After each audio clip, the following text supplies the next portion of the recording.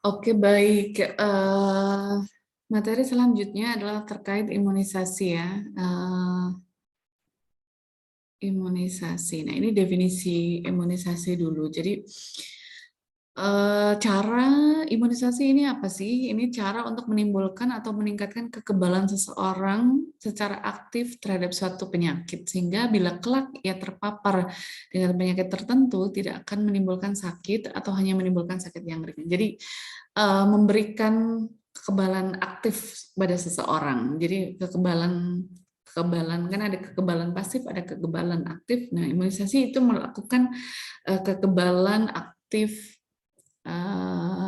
sehingga misalnya dia terpapar oleh agen, kemudian dia bisa terhindar dari penyakit itu, atau kalau dia terkena sakitnya itu tidak seberat kalau dia tidak melakukan imunisasi.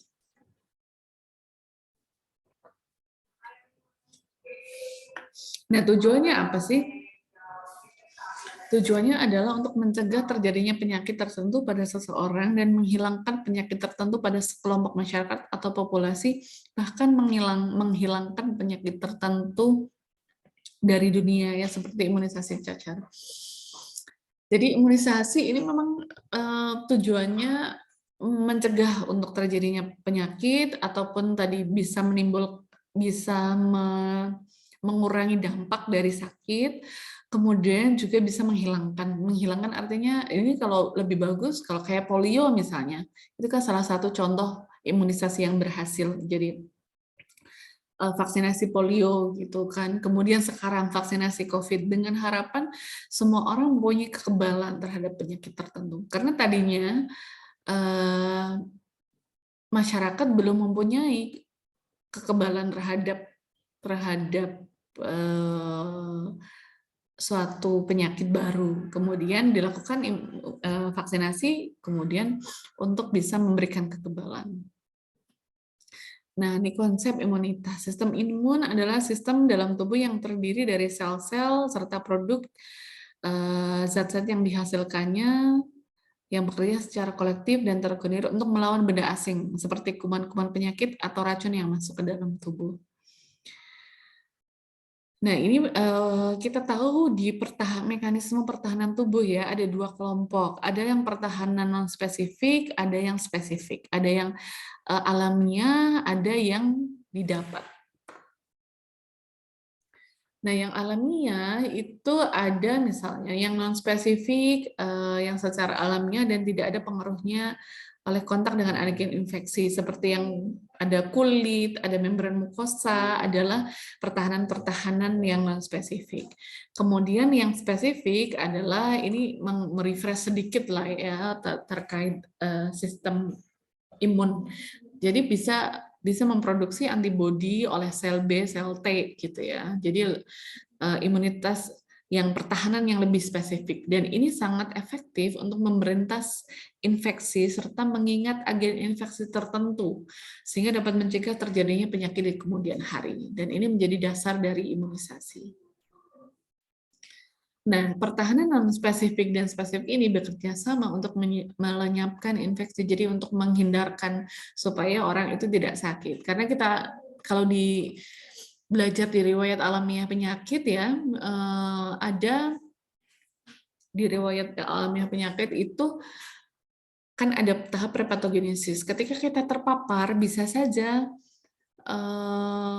orang itu menjadi sakit atau tidak. Itu salah satunya tergantung juga oleh sistem imun di dalam tubuh. Gitu. Ini berperan. Nah, ini imunitas perlindungan tubuh secara biologis terhadap suatu antigen atau penyakit yang spesifik. Nah, ini sistem imun reaksi benda asing yang masuk ke dalam mikroorganisme. Ini yang tadi ya, imunitas yang alamiah yang sudah ada sejak lahir, kulit, keringat, membran mukosa, sekret, itu termasuk imunitas alamiah. Kemudian imunitas yang didapat itu imunitas lini kedua yang berkembang sepanjang hidup seseorang gitu. Jadi Ada yang seluler, sel B, sel T, dan juga humoral seperti antibodi ya, IgG, IgM, IgA, gitu, imunoglobulin ini. Gitu. Ini mungkin kalian sudah pernah dapat di SMA ya, jadi jenis-jenis sistem imun. Kemudian imunitas yang didapat, ada yang didapat secara aktif. Jadi tubuh itu mengembangkan secara aktif imunitasnya. Ada yang alamiah. Alamiah adalah yang karena terpapar sakit tertentu.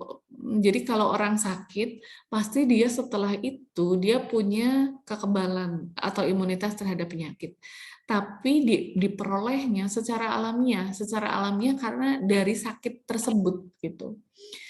Nah, ini kan kalau kalian dengar yang COVID-19 itu dari pandemi tahun 2000 gitu kan pernah ada bagaimana kalau herd immunity kekebalan alami diperoleh dengan cara imunitas alamiah, artinya semua orang dibiarkan sakit. Nah, itu cara yang kalau dari situ cara memperolehnya adalah dengan alamiah atau dengan yang buatan. Buatan adalah yang dilakukan saat ini dengan melakukan vaksinasi, imunisasi yang aktif. Jadi dengan melakukan imunisasi yang aktif. Kemudian imunitas yang didapat secara pasif juga ada. Jadi ada yang misalnya yang terbentuk pada bayi karena transfer antibodi ibu melalui plasenta ataupun kolostrum ASI dari ibu. Gitu. Itu alamiah yang pasif. Kemudian ada yang buatan, itu kayak disuntikan tapi sudah dalam bentuk sistem imunnya, misalnya imunoglobulinnya sel T gitu. Jadi sudah diberikan dalam bentuk sistem imunnya. Kalau yang vaksin kan agen penyakitnya yang dilemahkan, tubuh akan mengembangkan secara aktif sendiri. Jadi vaksinasi adalah imunitas yang didapat, yang dilakukan secara buatan, secara aktif, imunisasi aktif. Gitu. Jadi ini bagaimana sistem imun bekerja. Ini adalah paparan pertama dari penyebab sakit, menjadi sakit, timbul imunitas. Paparan kedua dari penyebab sakit, tidak jadi sakit. Nah, ini yang biasa ya, yang biasa terjadi. Nah, bagaimana sistem imun yang diperoleh dari vaksin yang bekerja? Dilakukan vaksinasi, mendapatkan vaksinasi dari bibit-bibit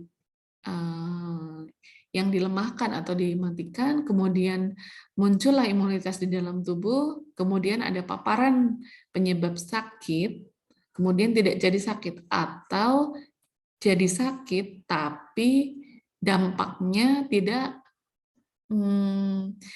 tidak seburuk kalau tidak melakukan vaksinasi. Nah, ini adalah konsep cara sistem imun bekerja pada proses vaksinasi gitu. Jadi kalau sakit kalau ini kan sakit dulu, kemudian timbul imunitas. Nah, pada saat yang kedua kalau sudah kebal nggak jadi sakit. Nah, ini kalau yang alamiah seperti ini. Alamiah itu berasal ketika kita mendapatkan imunitas karena kita sakit. Kalau ini kalau dari vaksin ya, dari vaksinasi.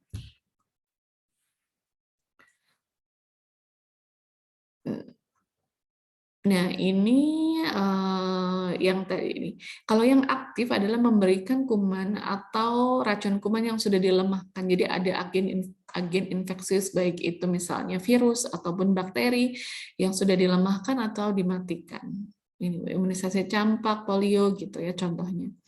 Imunisasi pasif itu yang sudah tadi saya jelaskan, menyuntik sejumlah antibodi pada sehingga meningkat, ataupun misalnya anti serum tetanus pada bayi yang baru lahir mendapatkan antibodi dari ibu melalui plasenta. Ini imunisasi yang pasif ya, dengan melakukan pasif.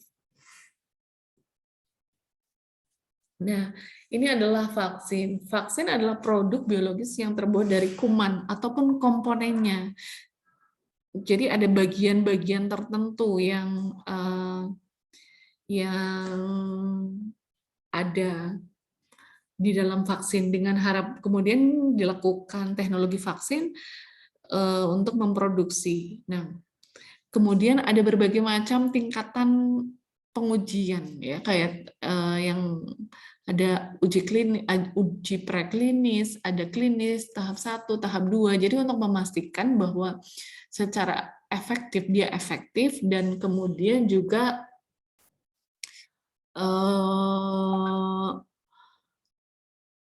aman gitu ya, bahwa di dalam vaksinasi itu salah satu resikonya adalah terjadi efek samping atau KIPI ya, kejadian ikutan pasca imunisasi KIPI.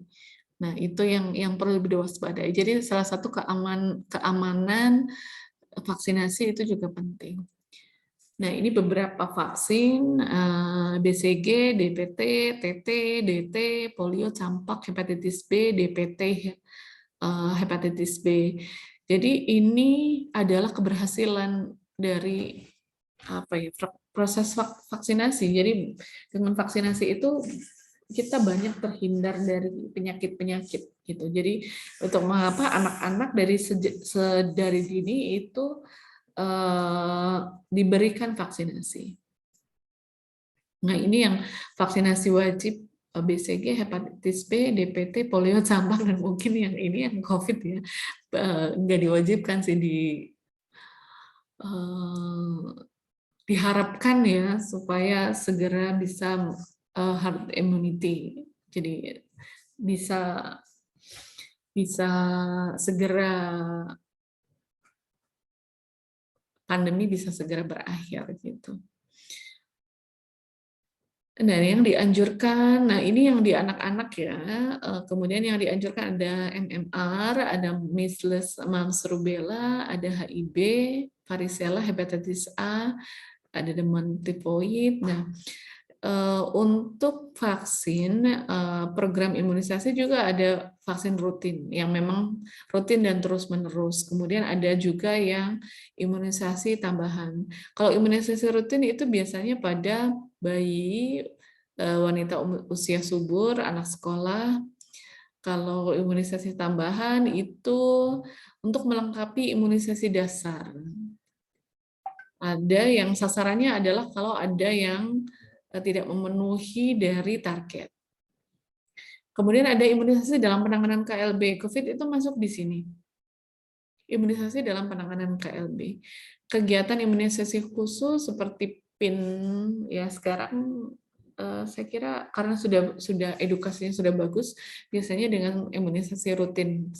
Imunisasi rutin pada misalnya pada bayi, pada wanita usia subur yang akan menikah gitu ya, ada atau misalnya pada imunisasi pada kelompok haji gitu juga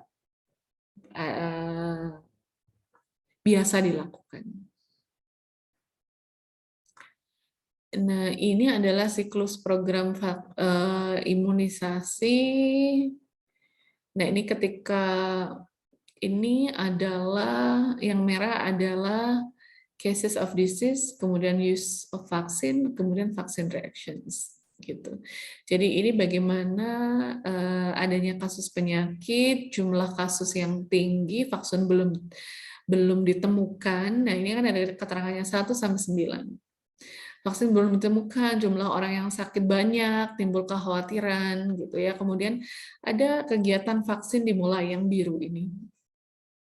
Jumlah orang yang divaksin meningkat, kemudian ada muncul reaksi adverse, itu adverse reaction, efek samping yang berhubungan dengan vaksin dalam jumlah sedikit dan ringan. Nah, ini hampir sebagian besar tidak lagi mengalami penyakit. Pada saat ini perhatian orang lebih pada efek samping yang timbul akibat vaksinasi. Beberapa orang akan mulai berhenti vaksinasi. Atau bisa saja ada terjadi outbreak ini. Nomor 4, outbreak itu kejadian luar biasa. Jadi yang tadinya sudah turun, yang ini kan yang merah turun, kemudian bisa muncul lagi, kemudian orang sadar kembali pentingnya vaksinasi, kemudian turun setelah melakukan vaksinasi kembali, yang penggunaan vaksin misalnya turun, bisa ketika vaksinasi turun bisa terjadi outbreak nih. Ini adalah bisa terjadi seperti itu. Kemudian vaksinasi bagus lagi, kasus juga turun. Nah, seperti ini ada cerita terkait vaksinasi.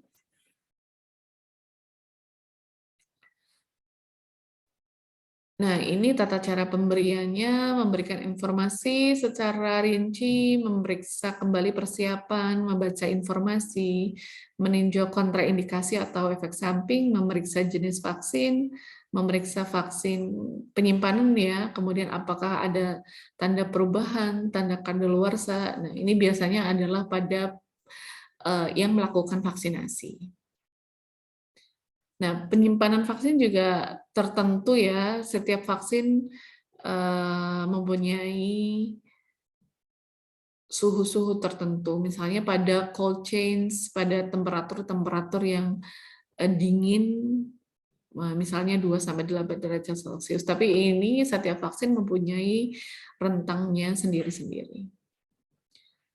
Nah, ada juga pengenceran vaksin yang beku harus diencerkan pada terlebih dahulu dengan bahan khusus. Setelah encer, diperiksa bila ada tanda-tanda kerusakan apa tidak.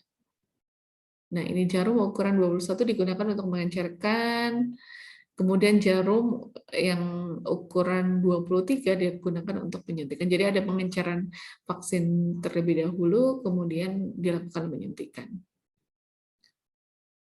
Nah, ini ada teknik dasar dan ukuran jarum. Setiap suntikan harus menggunakan tabung dan jarum suntik yang berbeda. Tabung dan jarum dibuang di tempat yang tertutup. Ukuran jarum digunakan, nah, tergantung umur dan ketebalan kulit. Tempat yang dianjurkan, nah ini setiap itu juga berbeda-beda ya. Ada yang suntikan seperti ini, ada yang diberikan secara oral. Kalau kayak polio gitu ya, diberikan diteteskan saja juga bisa. Ini saya skip aja. Oke, ini reaksinya KIPI, reaksi kejadian ikutan. Jadi misalnya bisa saja untuk BCG 2 minggu pasca imunisasi timbul bisul, atau DPT, ini salah ketik, bukan DTP ya, DPT biasanya. Demam tinggi, kemudian anak rewel, tempat disuntikannya ada kemerahan ataupun nyeri selama 2 hari gitu. Ada kalau polioral jarang menimbulkan reaksi. Nah, ini ada beberapa reaksi kejadian ikutan pasca imunisasi karena kadang-kadang karena yang dimasukkan adalah bibit penyakit kan, jadi tetap mempunyai efek. Yang memasukkan bibit penyakit. Jadi kayak misalnya vaksin yang dilemahkan dan dimatikan itu juga mempunyai efek yang berbeda. Biasanya yang dimatikan itu lebih kecil kemungkinan efek sampingnya, kemudian yang dilemahkan itu biasanya reaksi KIPI-nya lebih berat gitu, lebih terasakan oleh si yang pengguna vaksinasi.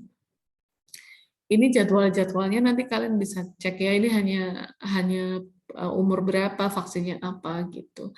Ada hepatitis, BCG, DPT.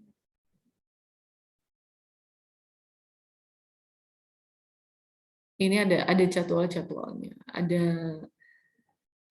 BCG bayi 0 sampai DPT, ada DPT 1, D2, 3, 4 gitu. Ini adalah jadwal imunisasi yang rutin dilakukan.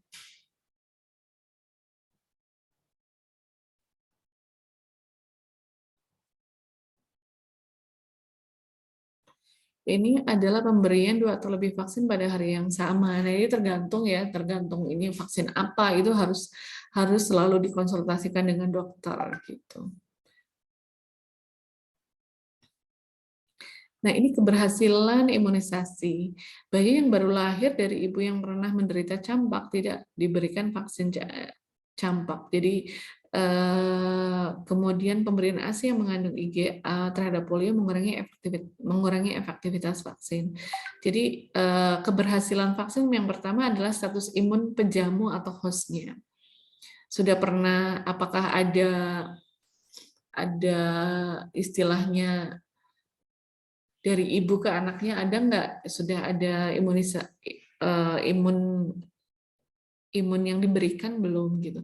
Ada faktor genetik misalnya penyakit alergi, kemudian kualitas dan kuantitas vaksin, cara pemberiannya, dosisnya, frekuensi pemberian, jenisnya yang tadi apakah itu dilemahkan atau dimatikan.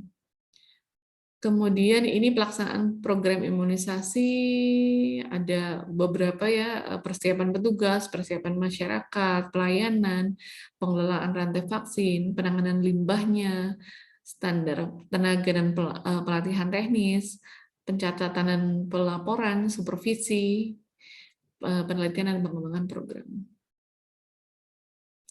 Nah, ini satu-satu seperti persiapan petugas, juga ya ada persiapan-persiapan yang dilakukan, peralatannya, persiapan masyarakat, kemudian mungkin ada koordinasi-koordinasi yang dilakukan, pemberian pelayanan imunisasi, ada imunisasi rutin dan tambahan. Pengelolaan rantai vaksin ini lebih ke arah pengadaan, penyimpanan, distribusi, penanganan limbah adalah kalau sudah dipakai bagaimana penanganan limbahnya. Standar tenaga pelaksanaan, jadi misalnya tenaga-tenaga yang memberikan vaksin diberi pelatihan teknis, kemudian juga dilakukan monitoring evaluasi, jadi pemantauan yang dilakukan oleh semua petugas, ada pembinaan programnya, supervisor, petugas vaksinasi juga untuk mengetahui keberhasilan, permasalahan yang ada, apa yang perlu dilakukan untuk memperbaiki program, ataupun bantuan yang bisa diberikan untuk petugas. Ini ada beberapa yang perlu dipantau dari pengelolaan, dari penyimpanan tadi ya, apakah pelaksanaan jadwalnya sesuai, pengecekan lemari untuk penyimpanan, suhunya, peralatannya apakah sudah cukup. Nah, ini bisa dari cakupan imunisasi bisa 75-100% sangat berhasil, 50-75 cukup berhasil, 25-50 belum berhasil, kurang dari 25 ini tidak berhasil sama sekali. Jadi ada cakupan imunisasi. Harapannya adalah ini 75-100%. Jadi sangat berhasil untuk cakupan imunisasi. Harapannya semakin banyak semakin bagus untuk cakupan imunisasinya. Nah, ini juga ada keberhasilan program imunisasi. Jadi 80% merata di tingkat kabupaten, merata di tingkat kecamatan, ataupun 80% tingkat desa. Jadi ini tercapainya Universal Child Immunization, imunisasi pada anak-anak. Jadi harapannya paling tidak 85%. Nah, itu saya kira untuk terkait imunisasi, vaksinasi.